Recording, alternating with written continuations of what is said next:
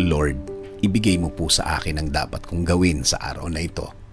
Lord, thank you for this day. Thank you for another day. Alam ko na marami na namang opportunity ang darating sa araw na ito. Alam kong darating na ang pagkakataon na inaantay ko, Lord. Panginoon, bigyan mo ako ng direksyon ngayong araw. Bigyan mo ako ng guide sa kung ano ang aking gagawin. Lalo na sa mga problema na dumating sa aking buhay ngayon, na may mga pagkakataon na nalilito na din ako, Lord.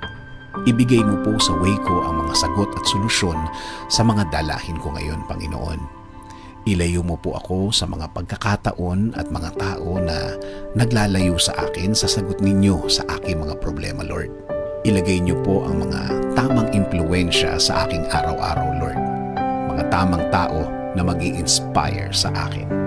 Mas magbibigay ng mga paliwanag tungkol po sa buhay at lalong-lalo na sa inyong presensya at